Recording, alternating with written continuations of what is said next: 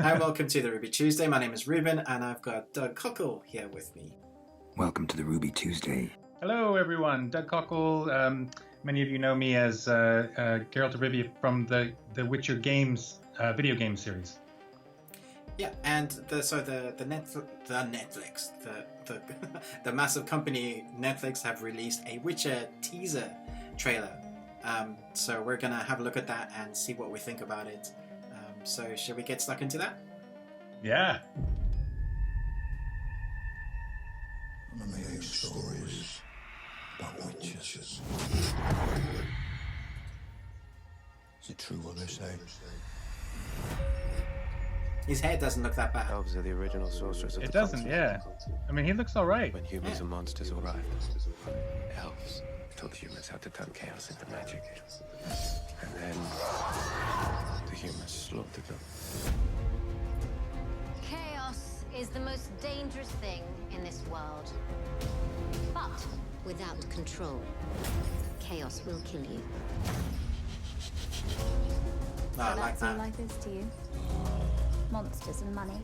Yeah, it's kind of it's interesting because it's.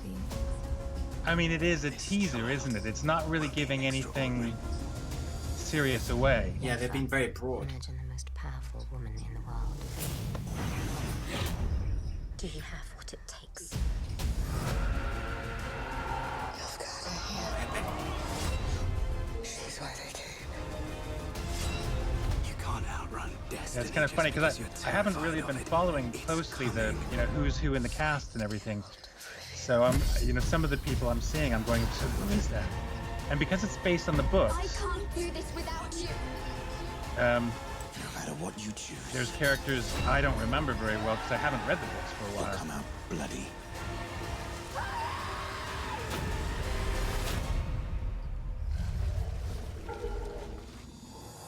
Oh. Nice. Yeah, so wow. I know there's been a lot of talk about the trailer, and it's so hyped. It's one of Netflix's most watched trailers. I think it's on like 12 million views. Wow, yeah. Which is, it's obviously people are really excited for it, which is great. I think it'll be very hard to please everyone with something like this. It's hard to do. But what do you think of the kind of the production scale of it?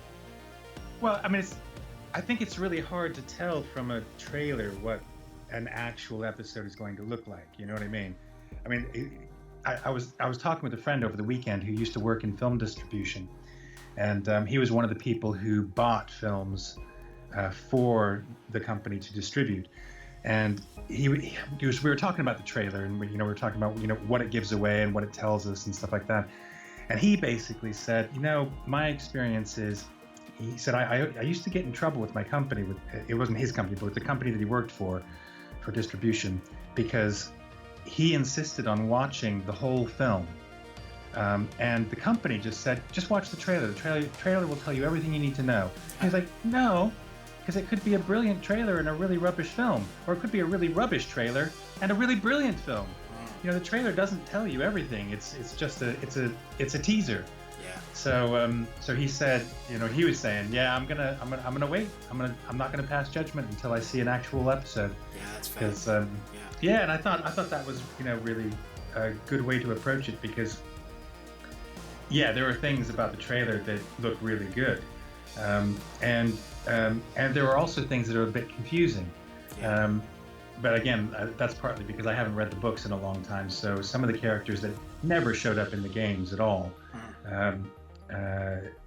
might feature quite heavily in the Netflix series.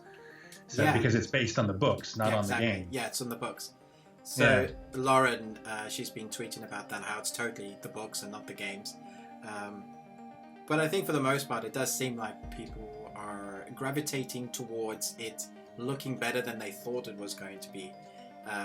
Because initially there was some sort of kind of backlash, which I understand, because Henry Cavill wasn't the initial person that everybody wanted. Well, a lot of people didn't want, and now it looks like he's kind of fitted into the role, which is, I think, what you said originally. Just you need to give him the chance to kind of get to play the role, to become the actor, because you're acting, right?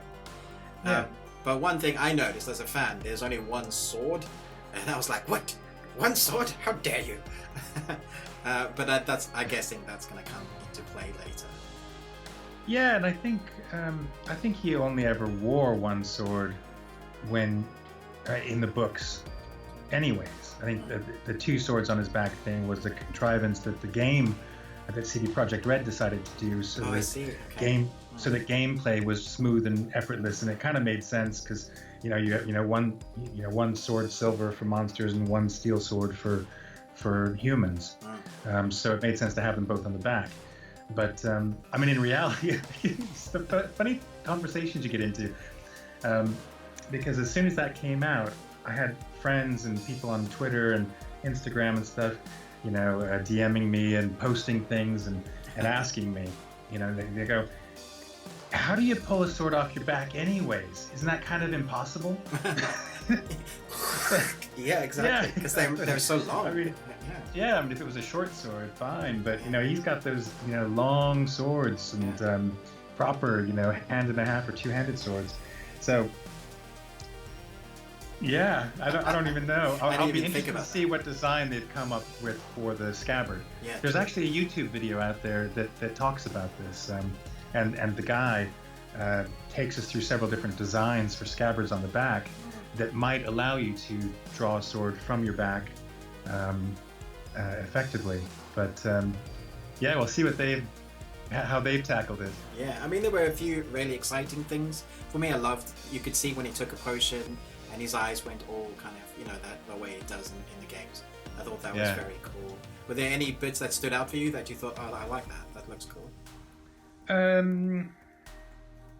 Well, there was that one little bit of a clip of Geralt swinging his sword around, and during a fight, and there's been some speculation on various platforms that and some of the sequence when you can see him walking, from the back, you see his back and he's walking through a town, and then you see him again and he's kind of got bruises and blood on his face and stuff like that, and there's some speculation that might indicate a scene in Blaviken when he becomes, or when he has the fight with is it Renfrey and her crew, that earns him the nickname the Butcher of Blaviken. Oh, of course.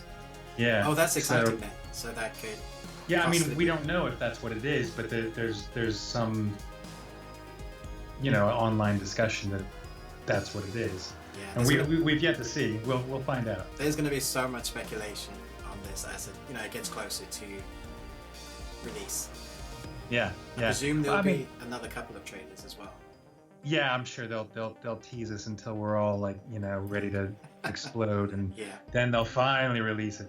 I mean, something I am really pleased about is because even I wasn't 100% sure. Even I say I usually have extrasensory perception, but the Witcher. I mean, I don't know who I would have chosen for the role of Geralt, and Henry was an interesting choice, and I did say early on, let's give him a chance, and then I don't remember if it was Netflix or if it was Lauren or someone posted a short video, like a makeup and hair test that was just awful. Yeah, with so everybody's hearts kind of went, oh no. Yeah. And I knew that was a test. I knew that wasn't the end result, but it did kind of, I think a lot of people, myself included, went, oh, is that an indication of where they're going with this? And it was really good to see in the trailer that actually I think Henry looks great. Yeah, he does. I mean, I think he looks fantastic. Yeah. So, again, I'll pass judgment when I actually see an episode all the way through and get a real feel for where this series is going to go. But I have to say, I'm optimistic, having seen the trailer. So. Yeah, I mean, I do wonder how much is going to concentrate on Geralt himself, because I think Lauren mentioned as well that they're going quite deep into Yennefer's background, and it looks like from the trailer, and as much as you can tell from the trailer, is that they're, I guess, going to give us the origins of Yennefer in a way, and then kind of mix that in. Yeah, and I'll try very hard not to do a spoiler for anybody who hasn't read the books or played the game or whatever. Yennefer's past is quite interesting, and the Yennefer we get to know in the books and the games is not the true Yennefer. I mean, it's the true Yennefer in terms of her spirit and her, who she is as a person. But I don't want to spoil anything for anybody. But you catch a glimpse of it in the trailer that there's a side to Yennefer that is that is in some ways her true self that we don't necessarily see. I kind of hope they do go back to that because it's a really interesting part of her character. Yeah, I'm interested to see where they go with these characters that we haven't seen much of. I have only read a little bit of the books. I've played the games, so it's, I guess for some fans it'll be new and completely fresh.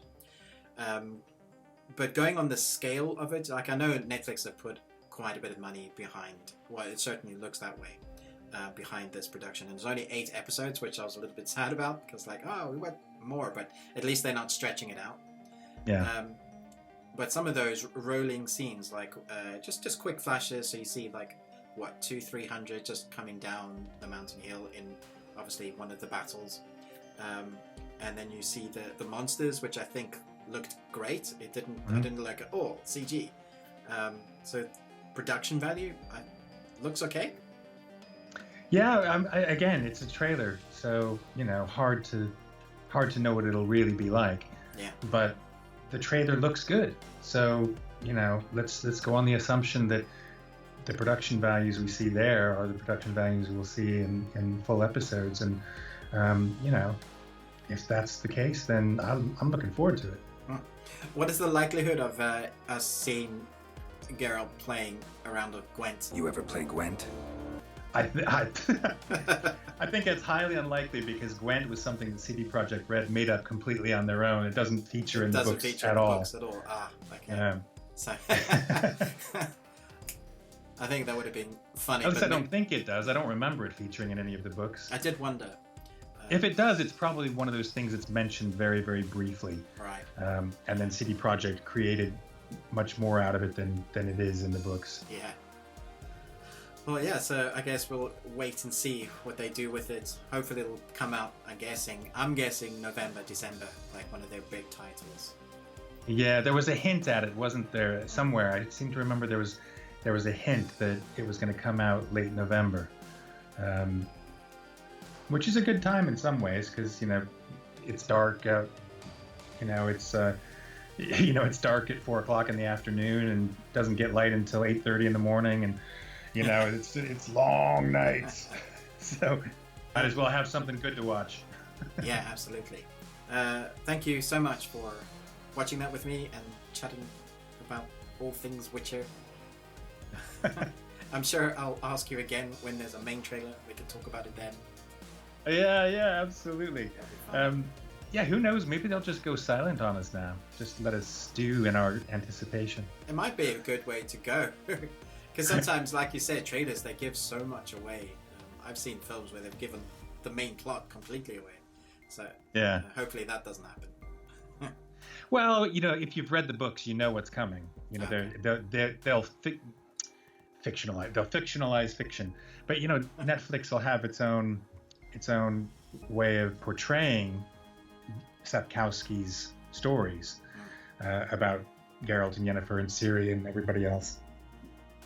But it'll still be the stories from the books. Yeah. So Lauren's been pretty clear about that. This is all based on the books, so it's those stories that we're looking at. Yeah. Great, thank you so much. I really appreciate it. Yeah, cool. Thanks, Ruben. Yeah, and I guess we'll catch you soon. Catch you on the flip side. Please like and subscribe to Ruby Tuesday.